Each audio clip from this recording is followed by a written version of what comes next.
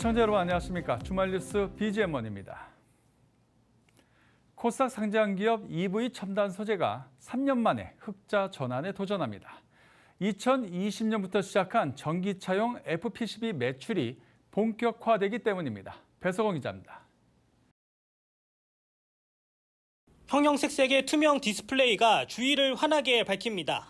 광주 빛의 읍성부터 서울 북창동의 음식거리와 건대입구역 계단까지 시야를 가리지 않으면서 작품을 소개할 수 있고 거리 분위기까지 바꿀 수 있습니다. 방금 보신 투명 디스플레이는 이런 투명 필름을 통해 만들어집니다. 어떤 공정을 거치는지 살펴봤습니다. 투명 필름에 부착하는 LED 수만 2,000개부터 많게는 9,000개 사이. 완성품이 나오려면 최소 일주일 넘는 작업 과정이 필요합니다. EV 첨단 소재가 2017년부터 시작한 사업인데 최근 3년간 매출이 크게 올랐습니다. 바로 옆 현장에선 EV 첨단 소재의 주력 제품인 FPCB 공정 작업이 한창입니다. 여기 공정은 연성 회로 기판을 만드는 부분에 있어가지고 가장 핵심 공정인 데스 공정이라고 합니다. 데스 공정은 현상, 에칭, 방리 3개 공정으로 이루어져 있고 연성 회로 기판은 전장이나 모바일 장치 내에서 각 부품 간 전류와 신호를 전달하는 역할로 인체에 비유하면 혈관과 같은 역할을 합니다. 2020년부터 전기차 배터리에 탑재하는 연성 회로 기판 양산을 본격 시작했고 지금은 LG 디스플레이와 폭스바겐 등에 납품하며 매출 규모를 확대하고 있습니다. 저희가 양산하고 있는 제품들에 대한 자동차 배터리 쪽에 있는 제품들이 유럽의 폭스바겐 향이나 미국의 GM향에 해당되는 물동들이 올라왔던 부분에 대한 매출 확대했던 부분이 하나가 있고 우리가 지금 올해 계획 잡았던 연간 사업 계획 대비 10에서 15% 정도의 매출 성장이 초과 달성이 예상이 되고 영업이익도 6에서 7% 정도의 영업이익으로 예측이 됩니다. 회사의 지난해 연결 매출액은 628억 원, 그리고 58억 원의 영업 적자를 기록했습니다. 사업 호조로 올 1분기부터는 분기 영업 적자는 흑자로 돌아선 가운데 올해 매출은 700억 원을 넘을 것으로 예측하고 있습니다. 이에 따른 연간 영업 적자도 3년 만에 흑자 전환에 성공할 것이란 기대감도 커지고 있습니다. 팍스경제TV 배석원입니다. EV 첨단 소재를 취재한 사업팀의 배석원 기자 나와 있습니다. 배 기자, FPCB는 예전부터 이렇게 하던 사업들 아닙니까? 꽤 오래된 사업인데 지금 EV 첨단 소재가 하는 이 FPCB 새로운 겁니까? 그 EV 첨단 소재도 방금 말씀하신 것처럼 2004년부터 FPCB 사업을 해왔습니다. 그런데 최근 매출 성장에 영향을 미치고 있는 건 다른 제품군입니다. 회사는 2020년부터 전기차 배터리용 FPCB를 개발해 양산하기 시작했는데요. 최근 이 제품군에서 매출이 커지고 있는 겁니다. 지금 회사의 전체 매출 규모는 약 628억 원 정도인데 이 중 2021년부터 전기차용 FPCB 매출이 200억 원대가 추가로 발생하기 시작하면서 매출 확대에 기여하기 시작한 게 주요한 원인 중에 하나입니다. 전기차용 FPCB다 이렇게 정리해 볼 수 있고요. 자, 그 밖에도 보니까 이 투명 디스플레이 사업, 이것도 신규 사업으로서 매출이 잡히고 있는 그런 부분 아니겠습니까? 네, 그렇습니다. 그 투명 디스플레이 사업도 회사가 2017년 개발을 시작한 사업입니다. 당시만 해도 신사업이었는데 첫 매출은 2021년부터 찍히기 시작해서 지난해에만 24억 원의 판매 실적을 보였습니다. 특히 최동락 대표이사는 이 사업 규모를 향후 100억 원 이상으로 키우겠다고 밝혔습니다. 관련 인터뷰 보고 오시죠. 또 투명 디스플레이 사업이 작년까지는 2, 30억 정도밖에 안 됐던 매출이 지금은 6, 70억 이상, 100억 목표를 했지만 아직 좀 미흡합니다만 그렇게 해서 100억, 200억, 300억 단위로 매출 성장을 계획하고 또 기대하고 있습니다. 자, EV 첨단 소재는 참 좋겠다는 생각이 듭니다. 이제 새로운 그런 이제 사업 영역들을 만들어서 이게 본격적으로 매출들이 나오고 있는 거 아니겠습니까? 자, 그렇다면 자, 이 회사도 이제 어디를 타겟으로 해갖고 이제 사업을 확대시켜야 되지 않겠습니까? 어디를 보고 있습니까? 현재 투명 디스플레이 사업 매출은 주로 국내에서 발생을 하고 있습니다. 회사는 매출 확대를 위해서 이제는 국외 시장을 보고 있습니다. 일본을 비롯해서 사우디아라비아 등 중동 시장에 나선다는 계획입니다. 자, 이제 회사의 성장 부분은 우리가 체크를 해봤고요. 우리 배석원 기자가 또 꼼꼼하게 수급 부분을 한번 알아봤습니다. 자, 투자자 입장에서는 CB, 이게 전환사채 물량이라든지 아니면 어떤 돈을 빌린 차입 여부, 이 부분도 상당히 중요하게 봐야 되는 그런 상황 아니겠습니까? 근데 12 이 전환사채 물량이 없다고요? 네, 회사는 과거에만 하더라도 불과 몇 년 전입니다. 약 470억 원 정도의 전환사채 물량이 있었는데 지금은 모두 해소가 된 상태라고 밝혔습니다. 이것도 인터뷰가 있습니다. 관련 발언 들어보시죠.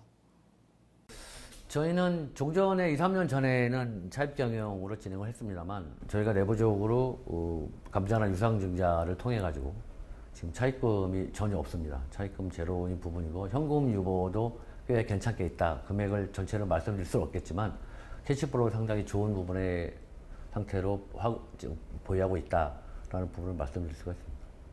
자, 오늘은 EV 첨단 소재에 대해서 알아봤습니다. 우리 산업팀의 배석원 기자 멀리 대구까지 가서 취재 열심히 해갖고 왔습니다. 수고하셨습니다.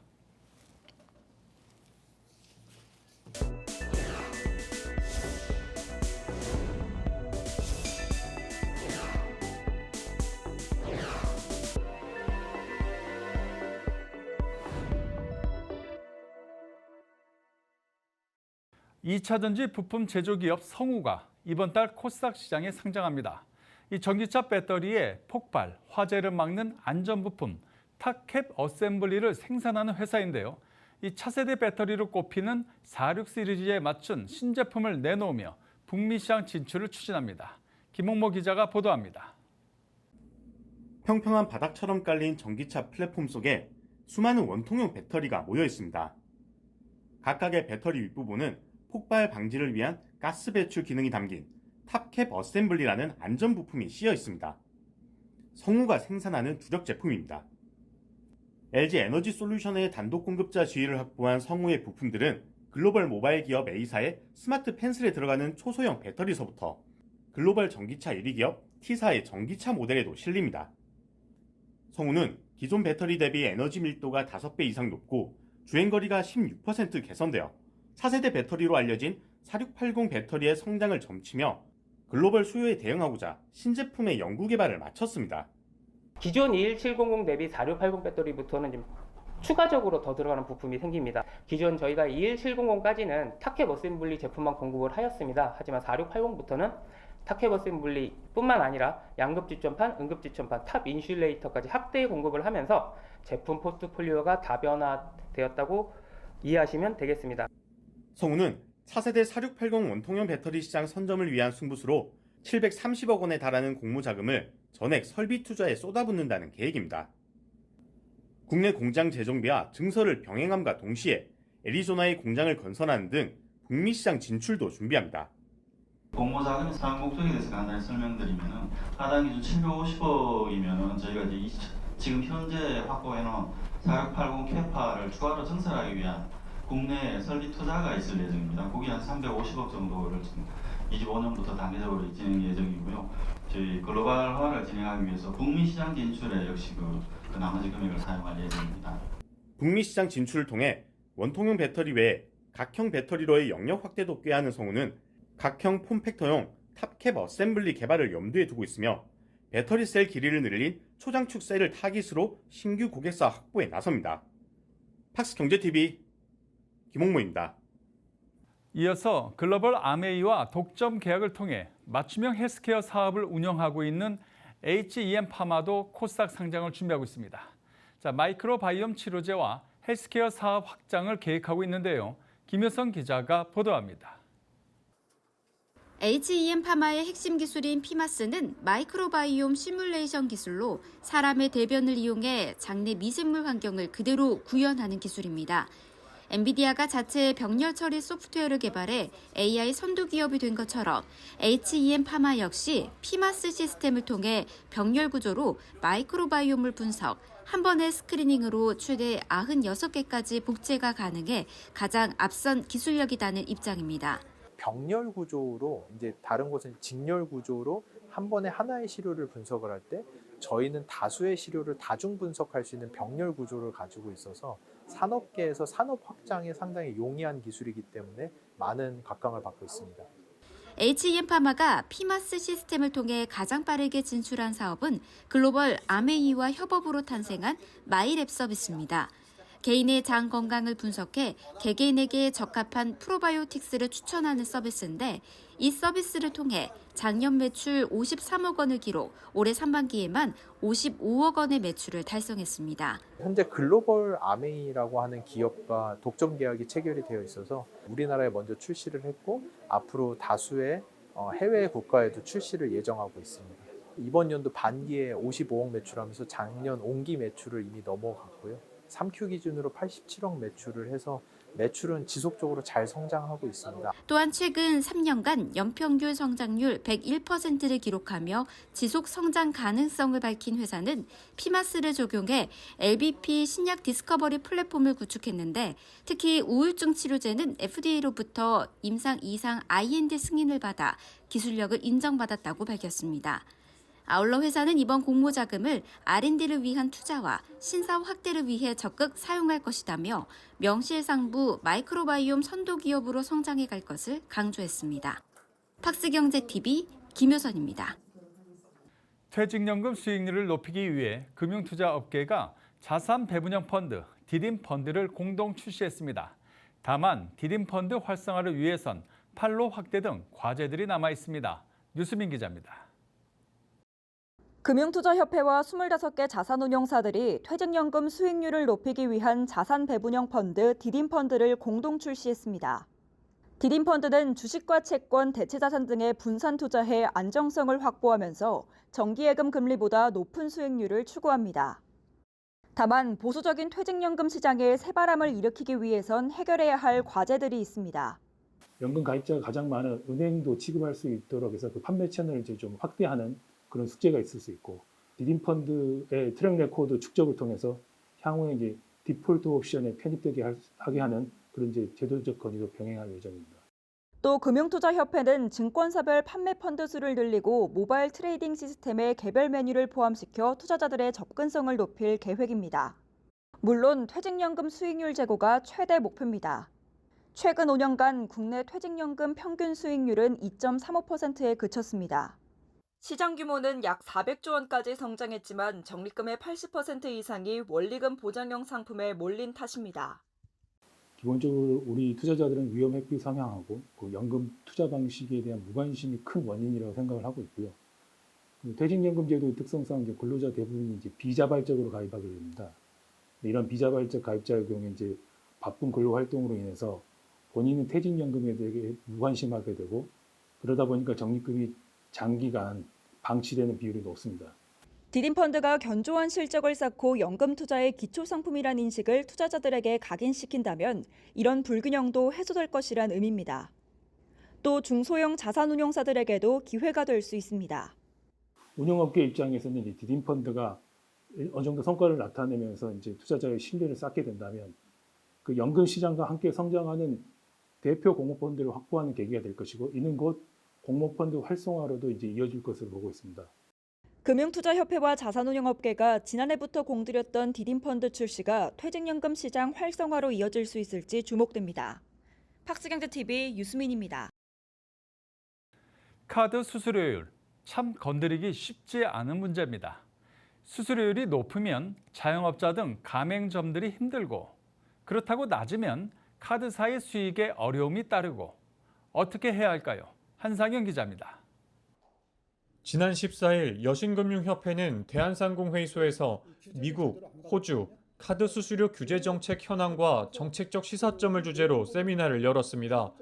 정환규 여신금융협회장을 비롯해 강경훈 동국대학교 교수, 장명현 여신금융연구소 선임연구원, 서지용 상명대학교 교수 등이 참여해 수수료 규제 방식의 문제점을 지적했습니다. 적격 비용 제도를 도입해서 3년마다 카드 수수료를 산정해 오고 있습니다. 하지만 재산정 주기인 3년마다 카드 수수료를 둘러싼 여러 가지 갈등, 사회적 비용도 크게 발생하고 있습니다. 본업인 카드 결제보다는 대출로 수익을 내는 기형적인 수익 구조가 바로 작금의 카드사의 모습이라고 할 수 있습니다. 강경훈 동국대학교 교수는 카드사 간 경쟁을 촉진할 수 있도록 간접 규제를 도입해야 한다고 주장했습니다.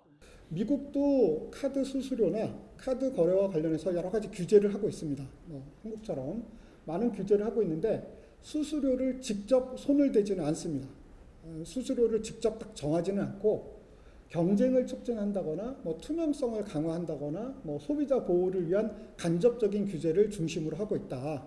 그러나 여전히 소상공인들은 카드 수수료율에 큰 부담을 느끼고 있습니다. 우대 가맹점에 포함되지 않는 일반 가맹점들이 수수료를 높게 받고 있는 건데요. 시장 안에서 다소 협상권도 발휘되지 않고 상대적으로 대단히 많은 수수료를 부담하고 있는 중소기업자들이 부담하는 수수료를 형평성에 맞게 맞춰줘야 된다. 카드사도 불만이 많고 가맹점도 불만이 많잖아요. 그러니까 정부가 적정한 카드 수수료에 대한 것들을 책임질 수 없다면 이제는 시장에 맡겨봄직하다. 팍스경제TV 한상은입니다.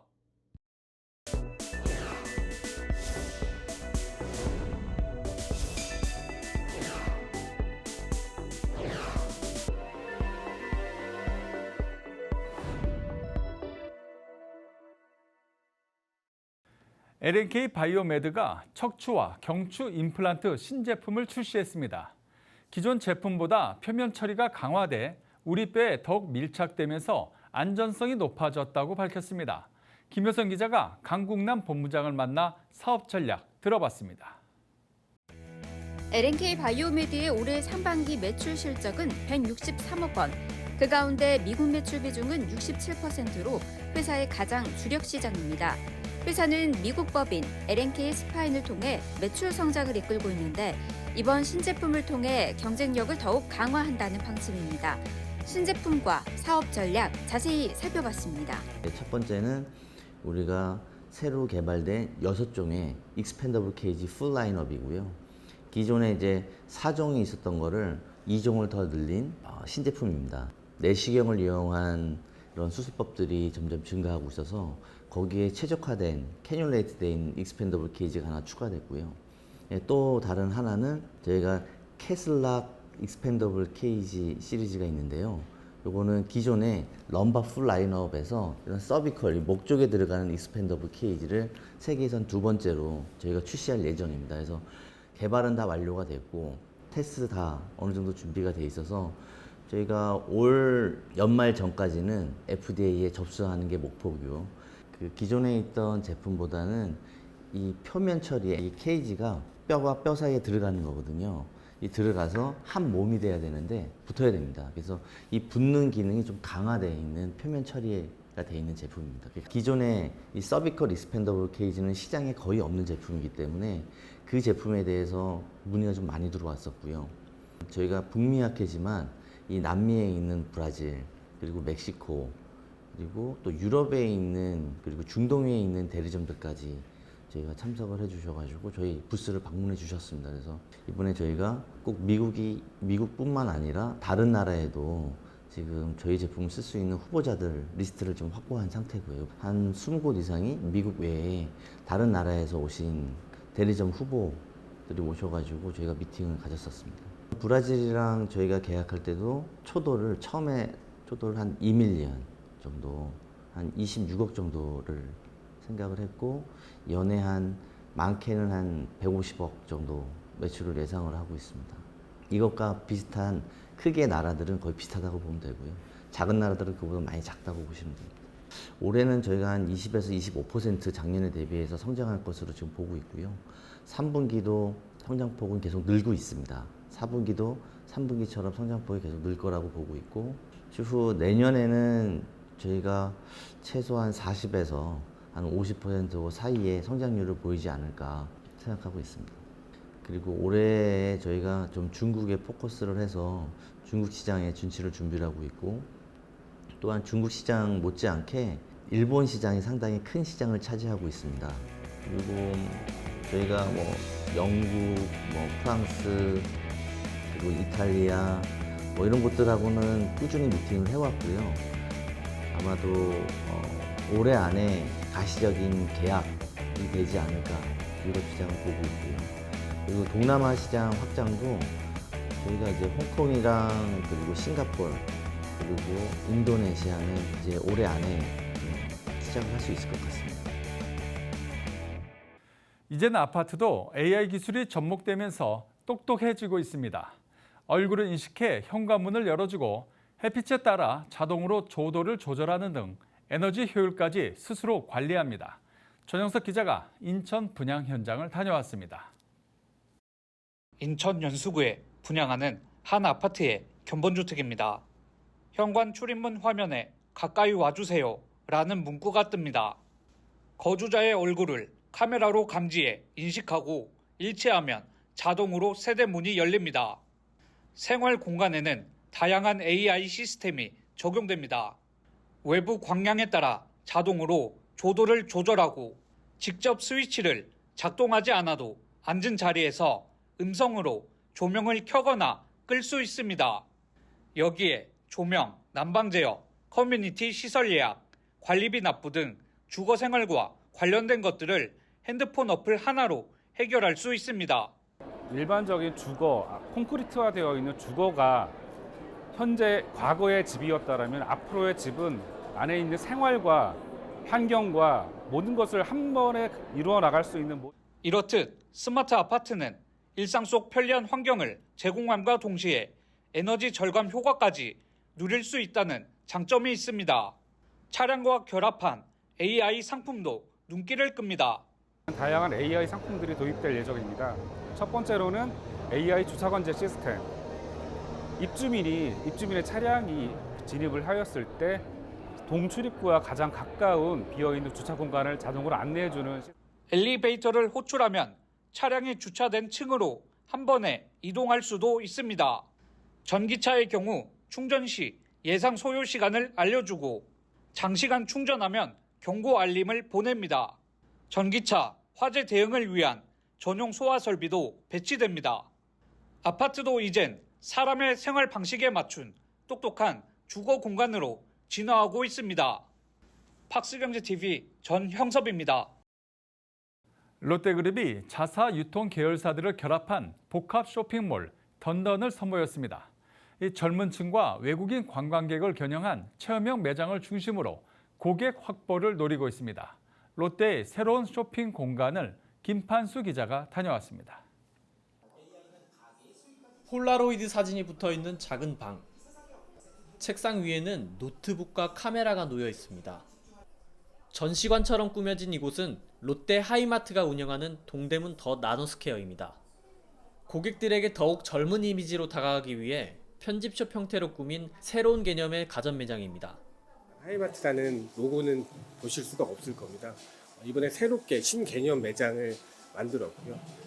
그것을 통해서 우리가 젊은 고객들이 좀 더 친근하게 다가가자라는 그런 취지로 만들었습니다. 이곳의 주요 타겟층은 1인 가구와 2030 세대, 그리고 동대문을 찾는 외국인 관광객입니다. 동대문 상권은 최근 회복세를 보이고 있습니다. 서울시 자료에 따르면 지난해 동대문 DDP 방문자 수는 약 1375만 명으로 역대 최대치를 기록했습니다. 또 올해는 1월부터 9월까지 벌써 1286만 명 이상이 방문하면서 같은 기간의 작년 기록을 넘어설 것으로 전망하고 있습니다. 이처럼 동대문 상권이 다시 활기를 띠자 롯데그룹은 자사 유통 계열사들을 모아 동대문 고객 맞춤형 쇼핑몰을 여는 등 동대문 상권의 랜드마크를 노리고 있습니다. 특히 롯데 세븐일레븐 던던점은 젊은 층과 외국인 관광객을 겨냥해 패션 뷰티 제품까지 선보이는 등 편의점의 개념을 새롭게 바꿔가고 있습니다. 저희 동대문 던던점은 많은 외국인분들이 방문하고 있습니다. 외국인분들이 즉석 라면과 즉석 피자를 필수로 찾고 있고요. 패션 뷰티 제품을 보고 신기해하고 직접 구매하시기도 합니다. ラーメンが食べたくてここのコンビニに来ました。味は美味しかったです。 롯데의 수요층 특화 쇼핑몰 전략이 빛을 발할지 주목됩니다. 팍스경제TV 김판수입니다.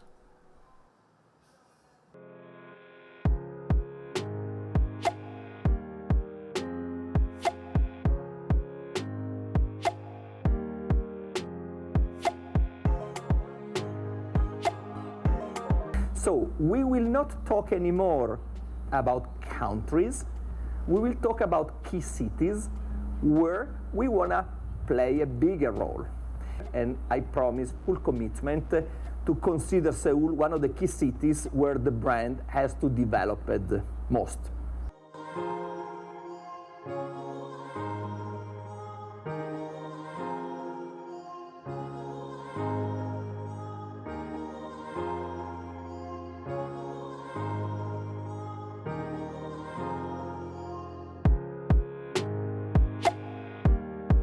We are waiting for the final homologation from the government authority to start making a wholesale to dealers.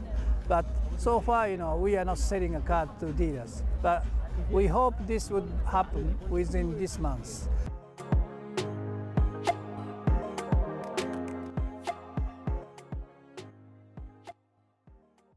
저희 탐론도 대한민국 경제에 이바지하기 위해서 소재와 장비를 아우르는 명실상부한 소부장 전문 기업으로 성장하도록 하겠습니다.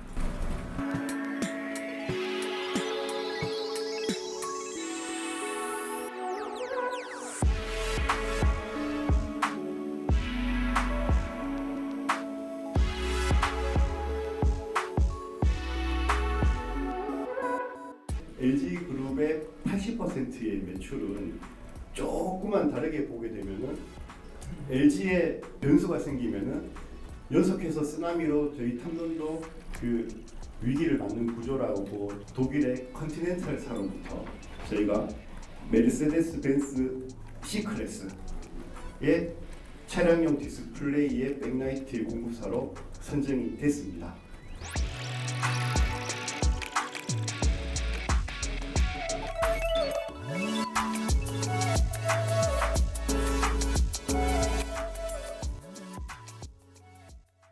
이상으로 BGM 머니를 마칩니다. 다음 주에도 우리 기자들이 발로 뛰는 생생한 현장의 모습 시청자 여러분께 전해드리겠습니다. 고맙습니다.